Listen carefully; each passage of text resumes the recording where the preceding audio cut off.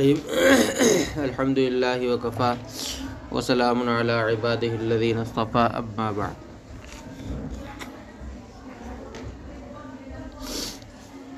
تلاوت کو قرآن کریم کی تلاوت جیسے نازل ہوئی اس کے متعلق کچھ مخارج بتائے تھے۔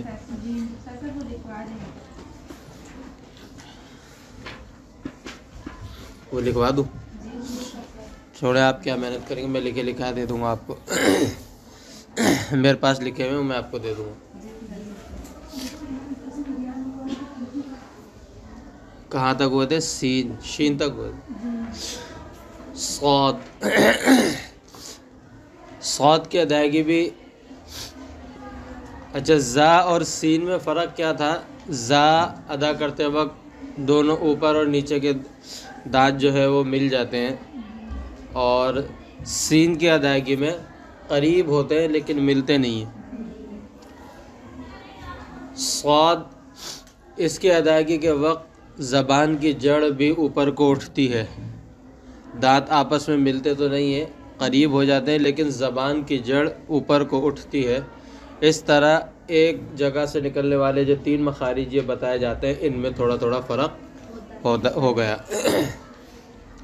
اس کے بعد ہے غاد۔ غاد کس طرح ادا ہوتا ہے؟ زبان کی جو کروٹ ہے، دائیں اور بائیں طرف جو زبان کی کروٹ ہے، یہ اوپر کی داڑھوں سے لگے، اوپر کی داڑھوں سے لگے، دونوں طرف سے لگ جائے، کسی ایک طرف سے لگ جائے، لیکن زبان کی جو نوک ہے وہ کہیں بھی نہیں لگے گی، زبان کی نوک کہیں بھی نہیں لگے گی۔ اس سے ادا ہوتا ہے غاد۔ یہ غاد کا اصل مخرج ہے، باقی اس کو دعات پڑھتے ہیں، ضاد پڑھنا یہ سب غلط ہے۔ اس کا اصل مخرج یہی ہے، اور اس کو ولا الضالین یا ولا الضالین کے بجائے ولا الضالین اپنے مخرج سے ہی پڑھا جائے۔ غین جو پڑھتے وہ بھی غلط ہے، کیونکہ یہ نہ غین ہے، یہ نہ ضا ہے اور نہ دال ہے۔ یہ ایک مخرج ہے جو تقریباً تمام مخارج میں، حروف کے مخارج میں تھوڑا مشکل ہے، لیکن انسان بڑے سے بڑا مشکل کام کر لیتا ہے اللہ تعالیٰ کی توفیق سے، اور اللہ تعالیٰ نے صلاحیت دی ہے، تو یہ کیسے نہیں نکلے گا؟ اس کے مخرج کو سمجھ لیں تو پھر یہ کوشش محنت کر کے اور نکل جائے گا، بالکل صحیح نکل جائے۔ طا جہاں سے دال نکالا تھا وہیں سے طا بھی نکلے گا۔ زبان کی نوک اور تھوڑا سا پچھلا حصہ یہ سامنے والے دانتوں کی جڑ میں لگے گا، جڑ میں نوک لگے گی، اس سے پیچھے تھوڑا سا پچھلا حصہ لگے گا، اور زبان کی جڑ جو ہے سامنے کے جو 2 دانت ہیں ان کی جڑ میں، اور زبان کی جو جڑ ہے وہ تھوڑی سی اوپر کو اٹھے گی، کیونکہ یہ موٹے حروف میں سے۔ زبان کی نوک اور تھوڑا سا پچھلا حصہ وہ اوپر سامنے کے جو 2 دانت ہیں اوپر والے، ان کی جڑ میں لگے گی، اور زبان کی جڑ تھوڑی سی اوپر کو اٹھے گی، کیونکہ یہ موٹا حرف ہے، اور موٹے حروف، کسی حرف کو موٹا کرنے کا طریقہ یہ ہے کہ زبان کی جڑ اوپر کو اٹھائی جائے۔ بعض اوقات لوگ موٹے حرف کی آواز سن کے منہ گول کر دیتے ہیں، زبان کی جڑ پھر بھی نہیں اٹھاتے، تو اس سے حرف موٹا نہیں ہوتا، ٹھیک ہے نا؟ حرف موٹا جبھی ہوگا جب زبان کی جڑ اوپر کو اٹھے گی۔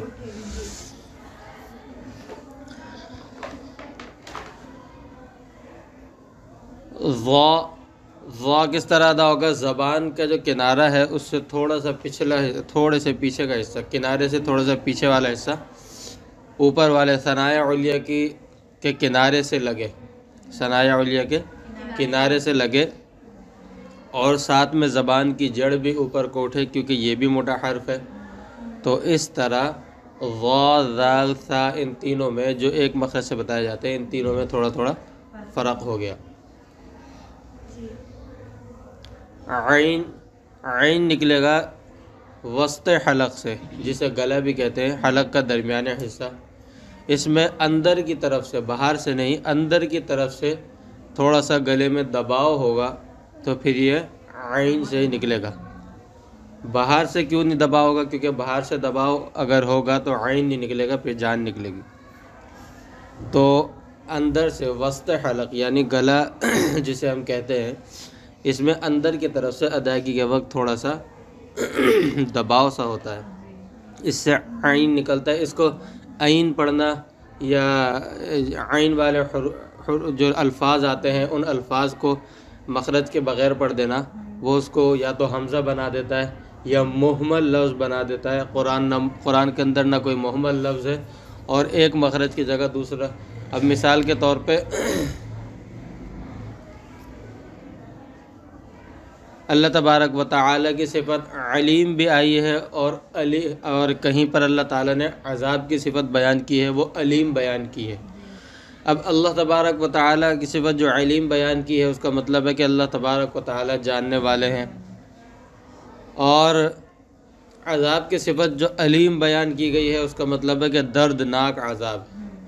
اب اگر علیم کے اللہ تعالیٰ کی صفت کے بیان وَكَانَ اللَّهُ بِكُلِّ شَيْءٍ عَلِيمًا یا ان اللہ بکل شیء علیم، اس کے بجائے اگر کسی نے حمزہ سے پڑھ دیا اس کو بغیر مخرج کے تو وہ علیم بن گیا، اور اللہ تعالیٰ دردناک نہیں ہے۔ اللہ تعالیٰ کے لیے صفت بیان کرنا بالکل درست نہیں ہے۔ یہ بالکل عام سی بات ہے، آپ لوگ اچھی طرح سمجھ سکتی ہے کہ کتنے زیادہ معنی اس کے بدل جائیں۔ اللہ تعالیٰ کی صفت تو رحمان اور رحیم غالب ہے، قہار و جبار بھی ہے، لیکن اللہ تعالیٰ کی صفت رحمت غالب ہے پھر بھی۔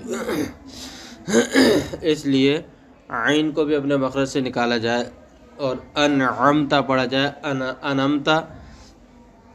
انعمتا پڑھیں گے یا تو وہ حمزہ بن جائے گا، یا انعمتا پڑھیں گے وہ ایک مہمل لفظ بن جائے گا، یا یہ کہ نمو سے بن جائے گا، یا اگر انعمتا کہا جائے تو یہ نمو سے لفظ بن جائے گا، جو کہ یہاں پر مراد نہیں، معنی بدل جائے گا۔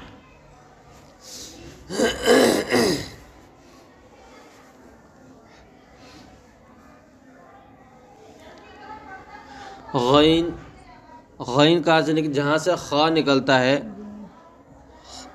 خا جہاں سے نکلتا ہے اس سے تھوڑا سا منہ کی طرف کو آ کر، اسی جگہ سے لیکن تھوڑا سا منہ کی طرف کو آ کر اس سے غین نکلتا ہے، ٹھیک ہے؟ اور یہ غین ہے، اس کو غین یا اور طرح پڑھنا، یا الفاظ جہاں پر آئے ان میں اس کو گاف کی آواز سے پڑھنا، یہ بالکل بھی درست نہیں ہے۔ اردو کے اندر بھی اس کو یہ غین ہی ہے، اردو میں بھی یہ گاف نہیں ہے۔ یہ گاف جو ہے یہ صرف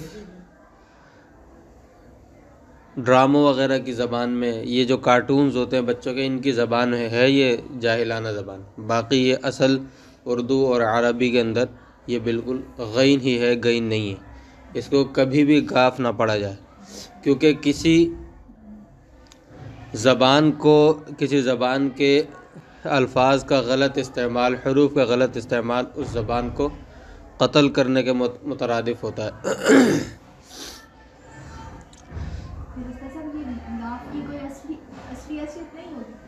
کس کے؟ گاف تو خود ایک الگ سے لفظ ہے، میں غین کا بول رہا ہوں۔ غین کو گاف کی طرح پڑھتے ہیں نا، جیسے غلط کو غلط بولتے ہیں۔ اب یہ غلط کیا ہے؟ غلط ہے اصل لفظ، وہ بول رہا ہوں۔ گاف کی تو اپنی اصل حیثیت ہے اردو کے اندر۔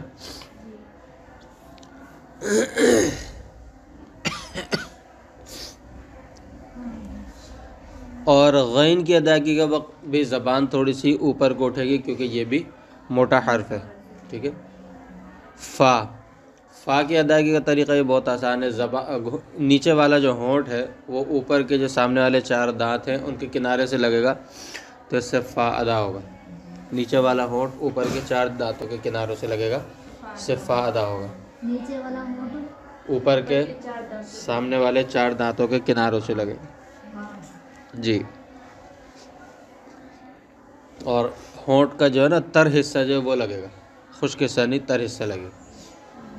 قاف زبان کی جو جڑ ہے وہ جب اوپر کے تالو سے بالکل چپک جائے، یعنی اوپر ایک گوشت کا لوتھڑا سا لٹکا ہوتا ہے جسے کوا کہتے ہیں، اس سے جب لگ جائے بالکل، تو اس سے قوف ادا ہوگا، لیکن زبان کی جڑ لگے گی، اس سے قوف ادا ہوگا، یہ موٹا بھی ہو جائے گا خود بخود، کہ جڑ کے اٹھنے کی وجہ سے یہ موٹا بھی ہو جائے گا، اور اس کی ادائیگی کا طریقہ بھی ہے۔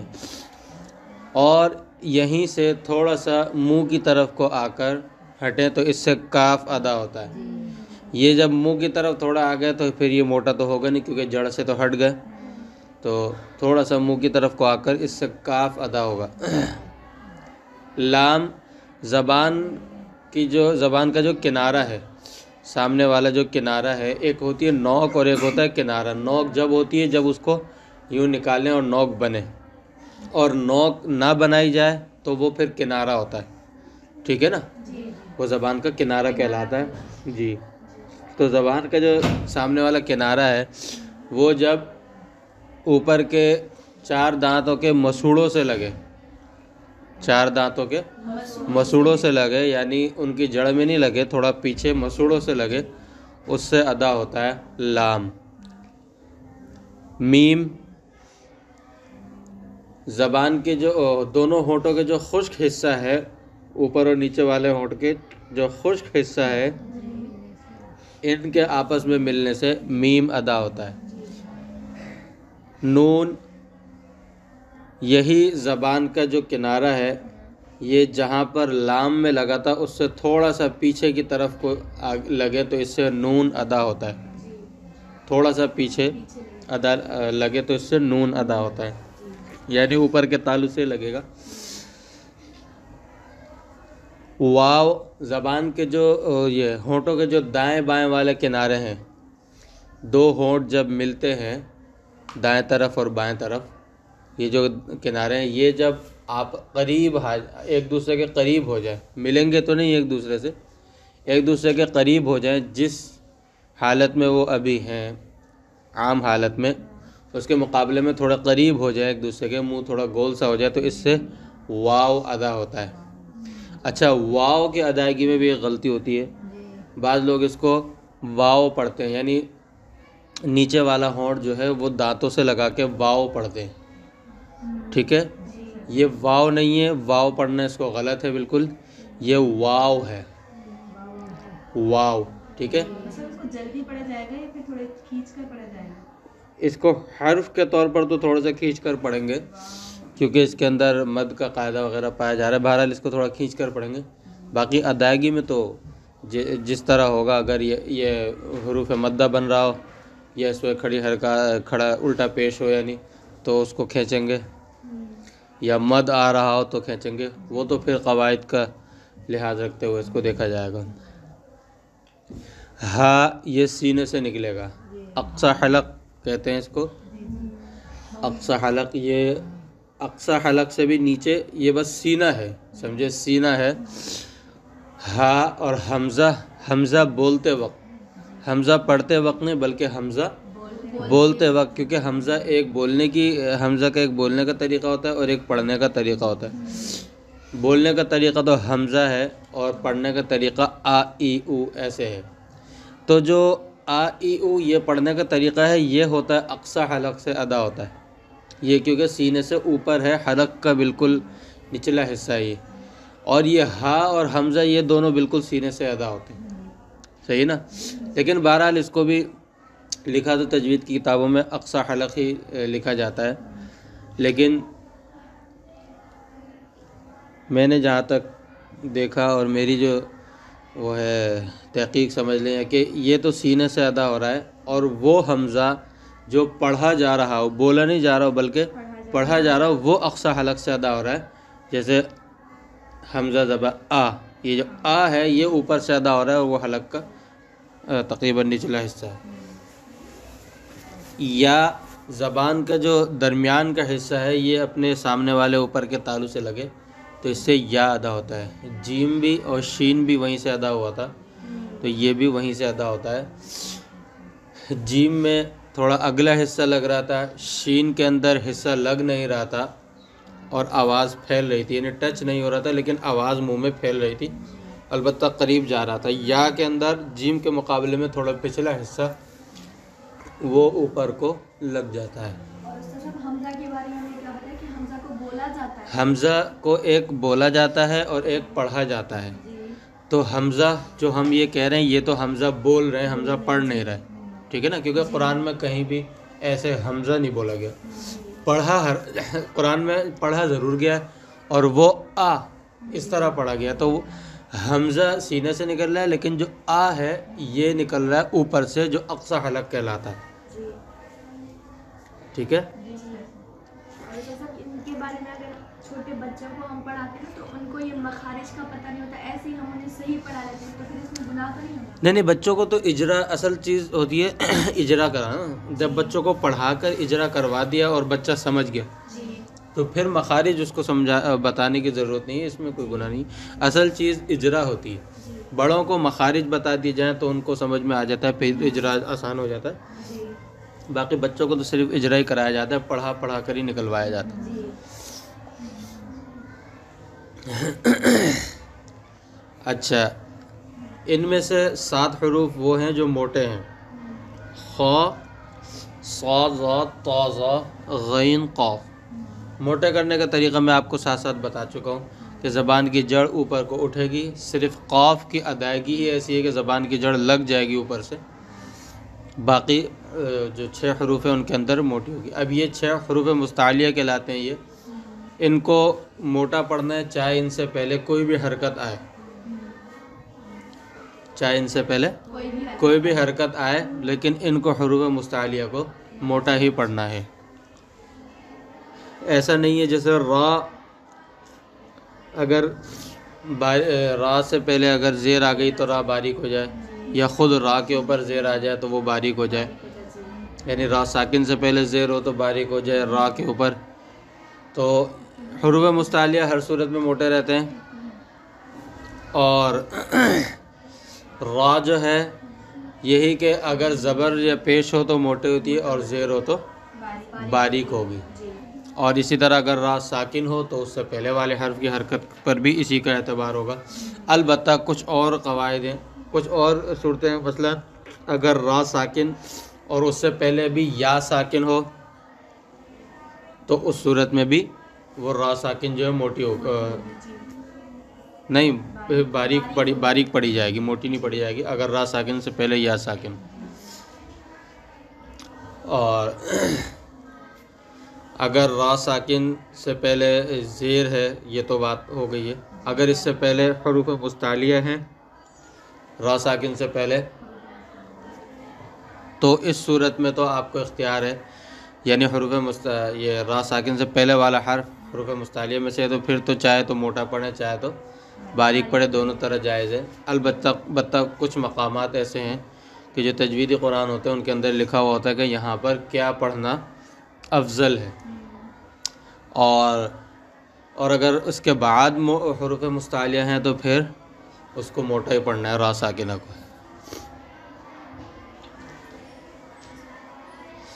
اور اسی طرح لام, یہ بھی موٹا ہوتا ہے لیکن صرف لفظ اللہ اور اللہم.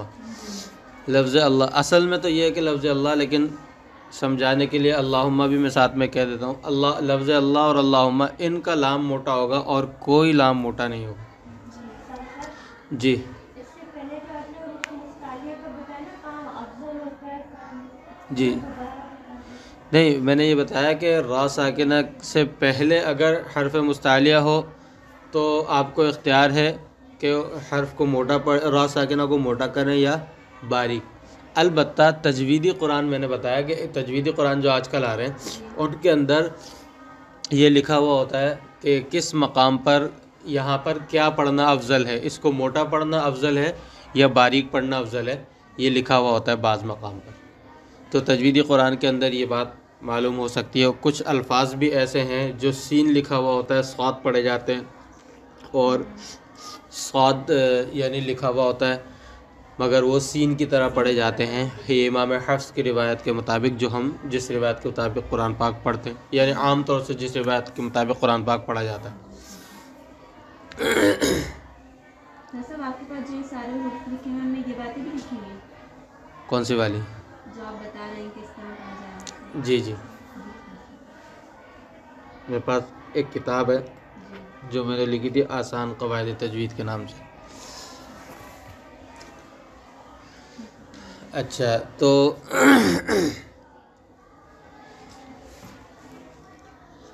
لفظ اللہ اور اللہم کہاں موٹا ہوگا؟ جب اس سے ان کے اوپر یعنی ان سے پہلے زیر نہ ہو. اگر زیر ہوگا تو یہ باریک ہوتے ہیں، اور اگر ان سے پہلے لفظ اللہ اور اللہم کے لام سے پہلے اگر زیر ہو تو پھر تو باریک ہوں گے، اور اگر پیش یا زبر ہو تو پھر موٹے ہوں گے. اچھا، قاف کی ادائیگی میں بھی خاص خیال رکھنا چاہیے، کیونکہ آپ کو پتہ ہے، آپ تو عربی اچھی طرح جانتے ہیں کہ قل اور کل یہ دونوں ایک جیسے لفظ ہوتے ہیں، صرف مخرج کا فرق ہے.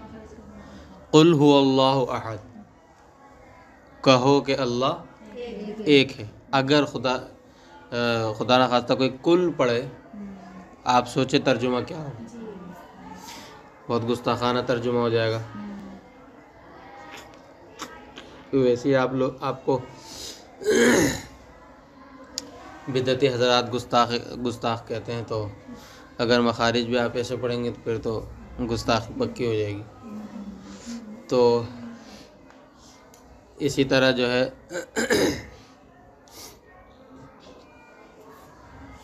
قواعد تو پھر بہت سارے ہیں، مد کے قواعد، غنہ مد کے قواعد. بہرحال یہ ایسی چیزیں ہیں جو میں نے آپ کو بتائی ہیں ابھی، کہ مخارج جب صحیح ہو جائیں گے تو پھر باقی جو قواعد ہیں وہ پھر آہستہ آہستہ ہو جاتے ہیں. سب سے اہم چیز مخارج ہیں، یہ صحیح ہو جائے پھر تجوید کے دیگر قواعد تو آگے آ جاتے ہیں، وہ آرام سے پھر سمجھ میں آ جاتے ہیں. چلیں آگے پڑھتے ہیں. سر آپ نے ایک سوال بتایا تھا کہ اگر کوئی کافر مر رہا ہے تو اس کا سوال ہم سے نہیں ہوگا اس بارے میں. تو اگر اسی طرح اگر ہمارے پاس کوئی آ رہا ہے، ہم اس کو دین کی تعلیم نہیں دے سک رہے، تو اس کا سوال بھی پھر ہم سے نہیں ہوگا. دیکھیے، اگر کسی نے آپ سے کوئی مسئلہ پوچھا یا آپ نے کسی کو کچھ غلط کرتے ہوئے دیکھا، پھر تو اس کو بتانا فرض ہے. اگر آپ کو معلوم ہے تو آپ کو بتانا فرض ہے، وگرنہ من کتم علمہ الجم بالنار، حدیث کے اندر وعید ہے کہ جس نے اپنا علم چھپایا اس کو آگ کی لگام لگائی جائے گی. تو آپ سے کسی نے پوچھا اور آپ کو معلوم بھی ہے صحیح، تو بھی بتانا ضروری ہے. معلوم ہے کہ صحیح، یہ میں قید ضرور لگا رہا ہوں. ایسا نہ ہو کہ معلوم نہ ہو اندازاً بتا دیا جائے، یہ بالکل جائز نہیں ہے. معلوم ہے اور پھر پوچھا کسی نے تو بتانا ضروری ہے، فرض ہے. یا آپ نے کسی کو کوئی غلط کام کرتے ہوئے دیکھا یا کوئی غلط بات کرتے ہوئے سنا، تو اس کو سمجھانا اور اس کو بتانا یہ فرض ہے. انداز اچھا ہونا چاہیے، ٹھیک ہے؟ اچھی بات کا انداز اچھا ہونا چاہیے. اچھی بات غصے سے چڑھ کر یا جو ہے ایسے لہجے میں، ایسے انداز سے جس سے سامنے والے کی بے عزتی ہو، اچھی بات کی یہ بتانے کی یہ صفت نہیں ہے. خاص طور سے جب دین کی دعوت دیں، دین کی تبلیغ کریں، تو پھر تو تبلیغی جماعت والے جو احباب ہوتے ہیں ان کا طریقہ جو ہوتا ہے، ایسا طریقہ اختیار کیا جائے. جیسے اگر کوئی ہمارے گھر پر آ رہا ہے پڑھنے کے لیے اور ہم مطلب اس کو یہ تعلیم وغیرہ اس کی مسئلے وغیرہ نہیں بتا سک رہے، تو پھر اس کا سوال ہم سے تو نہیں ہوگا. میرے استاد، اس کا جواب میں آپ کو دیتا ہوں. میرے استاد جی نے جب میں یہ حفظ کلاس پڑھاتا تھا، جب میرے استاد جی نے مجھے فرمایا تھا اپنے شاگردوں کی تربیت کرنا فرض ہے. اب شاگرد ضروری نہیں ہے بچے ہوں یا بڑے ہوں. ہاں یہ ہے کہ تربیت کے اندر آپ کو یہ لحاظ رکھنا ہے کہ آپ جو نابالغ بچے ہیں ان کو آپ غسل کے احکام نہ بتانے بیٹھ جائیں، ٹھیک ہے؟ یا جو نابالغ بچے ہیں ان کو آپ شادی بیاہ کی باتیں اور یہ بتانے نہ بیٹھ جائیں، یہ رسومات. یعنی ہر بندے کو اس کے عمر کے حساب سے تربیت کرنی ہوتی ہے. بڑے ہیں، بوڑھے ہیں یا نوجوان ہیں، ان کو آپ بتائیں، ان کو پاکی ناپاکی کے مسائل بتائیں، ان کو پھر یہ شادی بیاہ کے مسائل بتائیں، ان کو ازدواج زندگی کس طرح گزارنی چاہیے وہ بتائیں. یعنی ہر لیول کے حساب سے اس کی تربیت کریں. تو استاد جی نے مجھے فرمایا تھا کہ شاگردوں کی تربیت فرض ہے استاد پر.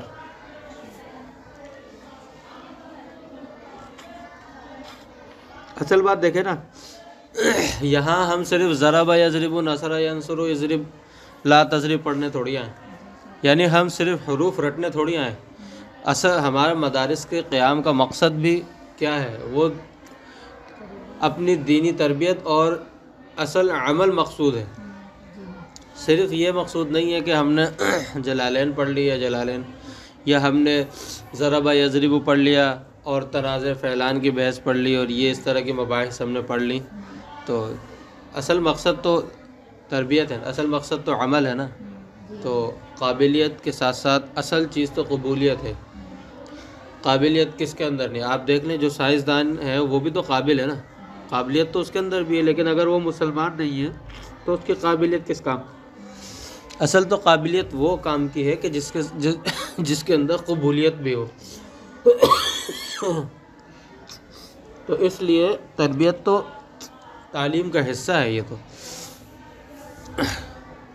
اور یہ بھی آپ کو میں بتاؤں کہ ہمارے استاد جی فرما رہے تھے مفتی رفیع عثمانی صاحب کہ یہ جو آج کل طالب علم کہتے ہیں نا، یہ لفظ ٹوٹ گیا. اصل جو شروع میں جب یہ نام چلا تھا تو پورا نام طالب العلم والعمل تھا، طالب العلم والعمل تھا. یعنی یہ اب کٹ کر طالب علم رہ گیا تو وہ طالب علم ہی رہ جاتے ہیں جو اپنے زمانہ طالب علمی کے دوران اپنی تربیت کی طرف، یعنی جو اپنی خود سے بھی اپنی فکر نہیں کرتے. بھائی استاد تو تربیت کر رہے ہیں لیکن طالب علم کو بھی اپنی فکر کرنا ضروری ہے. جو اپنی فکر نہیں کرتے تو وہ پھر طالب علم ہی ہو کر رہ جاتا ہے، وہ عمل سے رہ جاتا ہے. اس کے پھر طریقے بزرگوں سے اصلاح تعلق وغیرہ یہ اس کے طریقے بتائے جاتے ہیں. آگے بات سمجھ میں؟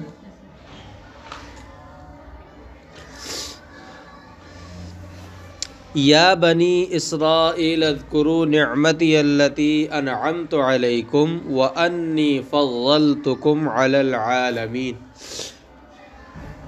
اے اسرائیل کی یعنی یعقوب کی اولاد. یا بنی یہاں پر بھی مد ہے، 4 الفی مد ہے، کیونکہ آگے حمزہ آ رہا ہے حروف مدہ یا حروف مدہ یا کھڑی حرکات کے بعد اگر حمزہ آئے تو 4 الفی مد ہوتا ہے. ٹھیک ہے. اسرائیل کے اوپر بھی 4 الفی مد ہے. یہ اسرائیل کے جو الف پر مد ہے اس کو بعض لوگ چھوٹا بڑا مد کہتے ہیں. اس کو بڑا مد اور اس سے پیچھے والے کو چھوٹا، یہ بالکل غلط ہے. یہ مد متصل اور مد منفصل کی پہچان ہے. یا بنی الگ لفظ ہے، اسرائیل الگ لفظ ہے، تو حمزہ دوسرے لفظ میں آیا تو اس لیے اس پر والا مد لگایا ہے. اور اسرائیل کے الف پر یہ والا مد اس لیے لگایا جسے بڑا مد کہتے ہیں کیونکہ یہ ایک ہی لفظ کے اندر دونوں شرطیں پائی جا رہی ہیں، یعنی حروف مدہ ہے اور اس کے بعد حمزہ ہے. ٹھیک ہے جی. اچھا چلیں سمجھا دوں گا انشاءاللہ. نعمتی التی انعمت علیکم اچھا التی اس کے اوپر بھی 4 الفی مد ہوگا. انعمت علیکم وانی فضلتکم علی العالمین، کہ میری نعمتوں کو یاد کرو جو میں نے تم پر کی، اور یہ کہ میں نے تمہیں تمام عالم کے لوگوں پر فضیلت دی. تقدم مثلہ، یہ مصنف رحمۃ اللہ علیہ مفسر رحمۃ اللہ علیہ فرمانا ہے کہ اس کی جو تفسیر ہے وہ پیچھے گزر چکی ہے. پیچھے اس کی تفسیر جو ہے گزر چکی ہے، اسی طرح کی آیت کی تفسیر. تو تقدم مثلہ اس کی غرض ہے بیان معذرت، یعنی دوبارہ اس کی تفسیر بیان کرنے سے معذرت کر لی کہ پیچھے گزر چکی ہے. اچھا مد کا جو میں بتا رہا تھا، دیکھیں مد کی جو قواعد ہے اس میں یہ کہ حروف مدہ یا کھڑی حرکات یہ ایک ہی ہوتے ہیں تقریباً دونوں، یوں سمجھ لیں کہ یہ دونوں بہن بھائی ہیں. حروف مدہ یا کھڑی حرکات کے بعد اگر حمزہ آئے تو 4 الف کے برابر مد کرتے ہیں اس کو، یعنی 4 الف کے برابر کھینچتے ہیں اس کو. ٹھیک ہے. اچھا اب یہاں پر ایک یا بنی کے اوپر مد لگا ہوا ہے، یہ علامت دیکھیں، اور اسرائیل کے الف پر ایک مد لگا ہوا ہے، یہ علامت دیکھیں. اس کو بعض لوگ چھوٹے بڑے مد سے تعبیر کرتے ہیں، تو چھوٹے بڑے مد سے اس کو تعبیر کرنا درست نہیں ہے. وہ اس لیے کہ وہاں پر بھی مد 4 الفی ہو رہا ہے یا بنی کے اوپر بھی، کیونکہ اور یہاں پر بھی 4 الفی ہی مد ہو رہا ہے کیونکہ دونوں جگہ حروف مدہ کے بعد حمزہ ہے. یا بنی میں یا مدہ ہے اور آگے اسرائیل کا حمزہ آ گیا. اسرائیل کے اندر را کے بعد الف مدہ ہے اور اس کے بعد حمزہ آ گیا. البتہ یہ جو پہچان ہے، اگر حروف مدہ اور حمزہ دونوں ایک ہی کلمے کے اندر ہو تو پھر وہ مد متصل کہلاتا ہے، متصل. اور اگر حروف مدہ پہلے کلمے کے آخر میں ہو اور حمزہ دوسرے کلمے کے شروع میں ہو، یعنی دونوں ہوں الگ الگ کلمے کے اندر، تو پھر وہ مد منفصل کہلاتا ہے، ہوگا دونوں پر 4 الفی مد۔ لیکن اب دیکھیں یا بنی الگ کلمہ ہے یا بنی اسرائیل پورا ایک ہی کلمہ ہے؟ الگ کلمہ، یا بنی الگ کلمہ ہے، اسرائیل الگ کلمہ ہے، تو اسرائیل کے حمزہ کی وجہ سے یا بنی کے یا پر جو مد آ رہی ہے تو یہ مد منفصل ہوئی، اس لیے یہ والی علامت لگائی جاتی ہے مد منفصل پر۔ اور اسرائیل یہ پورا ایک ہی کلمہ ہے، اس کے اندر الف مدہ کے بعد جو حمزہ آ رہا ہے، اس را کے بعد الف مدہ ہے، اس کے بعد حمزہ، اس پر جو مد لگا ہوا ہے، چونکہ یہ دونوں ایک ہی کلمے کے اندر ہیں تو اس پر یہ والا مد لگا ہوا ہے، یعنی یہ چھوٹے یا بڑے مد کی پہچان کے لیے نہیں ہوتا، بلکہ یہ مد متصل اور مد منفصل کی پہچان کے لیے ہوتا ہے۔ پھر اس طرح ہم نے یہ پڑھا تھا کہ پیچھے والا جو چھوٹا مد ہے نا وہ 3 الفاظ کے برابر کھینچا جائے گا، اور جو بڑا مد ہے نا وہ 5 الفاظ کے برابر۔ ٹھیک ہے، یہ آپ نے اچھا سوال کیا، کیونکہ یہ بھی آگے میں بتانے والا تھا۔ دیکھیں 3 الفی مد، میں آپ کو بتا دوں پورے قرآن میں 3 الفی مد پر کوئی علامت نہیں لگی ہوئی ہوتی۔ 3 الفی مد ہوتا کہاں ہے؟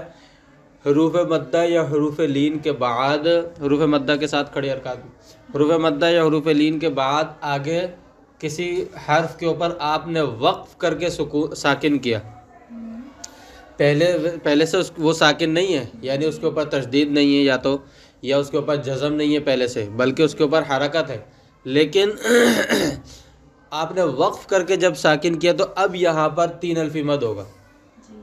اب آپ دیکھ لیں پورے قرآن میں ایسے کہاں پر نشان لگے ہوئے، میں نے تو پورے قرآن کے اندر بہت ڈھونڈا، لیکن 3 الفی مد پر کہیں علامت مد نہیں لگی ہوئی۔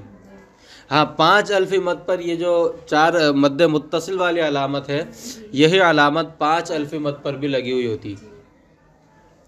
تو اس حساب سے اگر چھوٹا بڑا مد کہا جائے نا تو پھر بھی مد متصل کے ساتھ تو پھر بھی التباس ہو جائے گا نا اس کا، تو اس لیے چھوٹا بڑا مد کہنے کے بجائے قواعد کے لحاظ رکھا جائے۔ اور 5 الفی مد کہاں ہوتا ہے کہ حروف مدہ یا حروف لین یا کھڑی حرکات کے بعد اگر یا تو جزم ہو اگلے حرف پر، سکون ہو یا پھر تشدید ہو، 2 صورتیں، سکون ہو یا پھر، کیونکہ آپ نے پڑھا ہوگا نحو کے اندر کہ مشدد حرف کے اندر 2 حرف ہوتے ہیں، پہلا ساکن دوسرا متحرک، تو یعنی تشدید ہو اگلے حرف پر یا سکون ہو جزم ہو تو اس صورت کے اندر 5 الفی مد ہو، جیسے آنا اور غیر المغضوب علیہم ولا الضالین۔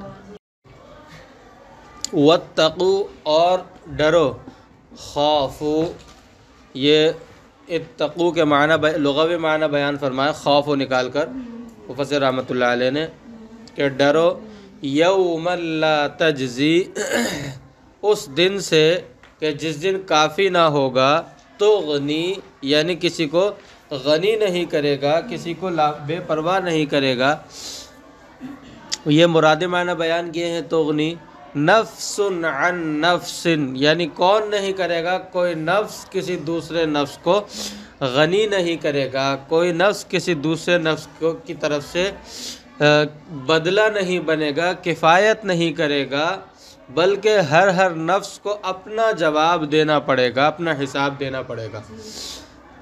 ایسا نہیں ہے باپ کے بدلے بیٹے کو پکڑ لیا جائے، باپ کو چھوڑ دیا جائے، استاد کے بدلے شاگرد کو پکڑ لیا جائے، استاد کو چھوڑ دیا جائے، ایسا نہیں ہے۔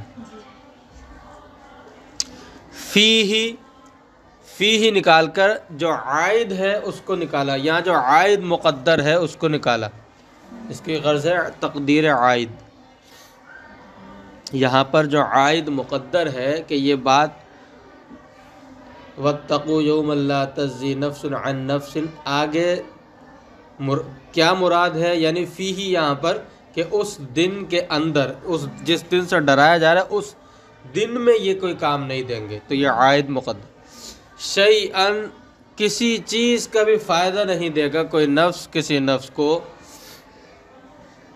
ولا يقبل منها عدل اور نہ کوئی فدیہ کسی سے قبول کیا جائے گا، فداء یہ عدل کے معنی بیان کیے، ولا تنفعها شفاعة ولا هم ينصرون اور نہ اس دن کوئی شفاعت کوئی فائدہ دے گی، ولا هم ینصرون، اور نہ ہی اس دن کوئی مدد، کسی کی مدد کی جائے گی۔ یعنی بنی اسرائیل کو مخاطب کیا گیا تھا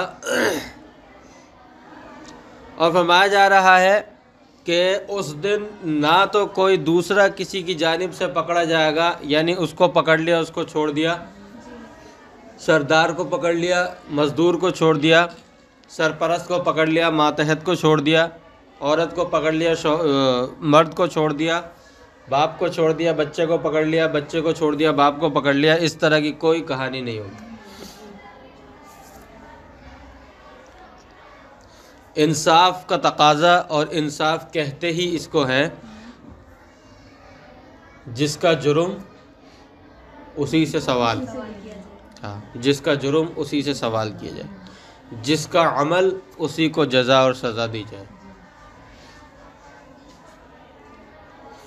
وہاں تو انسان کھڑے، انسانوں سے بھی گواہیاں اس طرح نہیں لی جائیں گی جیسا کہ آج کل ہماری جھوٹی عدالتوں کے اندر گواہی ہوتی ہیں، انسانوں سے بھی نہیں لی جائیں گی، بلکہ وہاں تو اللہ تبارک و تعالی خود اس بندے کے اعضاء سے گواہی دلوائیں گے۔ کوئی دوسرا گواہی دے تو اس کے اندر بہت سے امکان ہو سکتے ہیں، اگرچہ وہاں کوئی امکان نہیں ہوگا، لیکن پھر بھی اللہ تعالیٰ یہ بھی نہیں کریں گے کسی دوسرے سے، بلکہ اللہ تعالیٰ بولیں گے ہاں بھائی، اس کے ہاتھ سے بولیں گے وہ ہاتھ گواہی دے گا، اس زمین سے بولیں گے زمین گواہی دے گی، ایسی چیزیں جن کا انسان تصور نہیں کر سکتا وہ گواہیاں دیں گی دل۔ تو اللہ تعالیٰ فرماتا ہے کہ بنی اسرائیل، اور یہ ہر کافر کے لیے، کیونکہ انہوں نے سب سے زیادہ اسلام کی مخالفت کرنے والے سب سے بڑے مخالف بھی یہی تھے، ان پر اللہ تعالیٰ نے انعامات بھی بہت کیے تھے، باقی سب کفار اس میں داخل ہیں۔ باقی ہر وہ شخص جو شریعت سے ہٹے اور شریعت کو چھوڑے وہ سب اس کے اندر داخل ہیں۔ اور مسلمانوں کو بھی اس بات کی تنبیہ ہے کہ وہاں پر مطلقاً، چلیں آگے بتاتا ہوں، تو فرمایا کہ نہ تو کوئی کسی دوسرے کی جانب سے کسی کو پکڑا جائے گا، نہ ہی کوئی فدیہ لے کر چھوڑا جائے گا۔ یہاں تو یہ ہوتا ہے فدیہ دے دیا یا تاوان دے دیا، یہ دے کر چھوڑ دیا۔ قیامت کے دن ایسا کوئی سلسلہ نہیں ہوگا، قیامت کے دن کوئی فدیہ وغیرہ کچھ نہیں ہوگا۔ فدیہ اس لیے لیا جاتا ہے کہ جو مظلوم ہے اس کی داد رسی ہو سکے۔ یہاں پر قیامت کے دن کسی کی کوئی مظلوم کی داد رسی اللہ تعالیٰ نے خود ہی رکھی ہوئی اپنے پاس، جو ظالم ہے اس کی پکڑ ہوگی اور اس کو سزا ہوگی۔ آ رہی ہے سمجھ میں؟ دنیا میں وہ چھٹ گیا تھا مال و دولت دے کر، لیکن اللہ کے دربار میں نہیں چھٹے گا، اللہ کے دربار میں اس کو سزا بھگتنی پڑے گی۔ وَلَا تَنفَعُهَا شَفَاعَةٌ، اور اس دن کوئی کسی نفس کو کوئی شفاعت فائدہ نہیں دے گی اور نہ ہی ان کی مدد کی جائے گی۔ اب یہاں پر جو لوگ جیسے فلاسفہ ہو گئے، معتزلہ ہو گئے، یہ لوگ انکار کرتے ہیں شفاعت کا، تو یہ لوگ کہتے ہیں کہ یہ آیت صاف اور صریح ہے، اس سے پتہ چل رہا ہے کہ قیامت کے دن شفاعت نہیں ہوگی۔ اس کا جواب یہ ہے، یہاں پر مطلقاً شفاعت کی تردید کی گئی ہے۔ مطلقاً شفاعت کا مطلب کہ جو پکڑا گیا کوئی بھی آ کر اس کی سفارش کر دے، ایسی سفارش نہیں ہوگی۔ البتہ قرآن کی دوسری آیت سے پتہ چلتا ہے کہ جس کو اللہ تعالیٰ ولا يقبل من، آیت الکرسی کے اندر ہے نا، اللہ لا الہ الا هو الحی القیوم لا تأخذہ من ذا الذی یشفع عندہ الا بإذنہ، تو الا بإذنہ اس سے پتہ چلتا ہے کہ شفاعت اللہ کی اجازت سے ہوگی۔ کون کرے اس کی اللہ کے پاس سفارش کون کرے گا سوائے اس کی اجازت؟ پتہ چلا کہ اللہ کی اجازت سے سفارش ہوگی، اور جب اللہ کی اجازت سے سفارش ہوگی تو ایسا نہیں ہو سکتا کہ اللہ تعالیٰ اجازت دے، اجازت بھی اسی کی سفارش کی ملے گی نا، اسی کو ملے گی جو سفارش کرنے کا اہل ہوگا، اور اسی کی سفارش کی جس کے حق میں سفارش کارآمد ہوگی۔ ایسا نہیں ہوگا کہ سفارش کا حق دیا جائے اور پھر اس کی سفارش قبول نہ کی جائے، ایسا نہیں ہوگا۔ تو اس لیے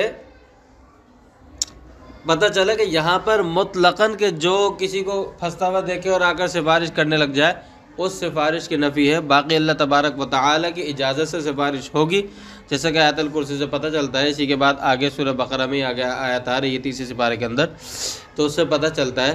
تو اس کا مطلب یہ ہوا کہ یہاں پر مطلق شفاعت کی نفی نہیں کی گئی. یمنعون یا ینصرون کے لازمی معنی بیان کیے، ینصرون کے لازمی معنی بیان کیے. من عذاب اللہ، ما منہ المنع کو بیان کیا ہے، ما منہ المنع کو بیان کیا ہے، یعنی کیا کس چیز سے نہیں بچائیں گے یا کس چیز سے مدد نہیں کریں گے، وہ اللہ کا عذاب ہے کہ اللہ کے عذاب سے کوئی نہیں بچائے گا. ما منہ المنع. وآخر دعوانا الحمد للہ رب العالمین.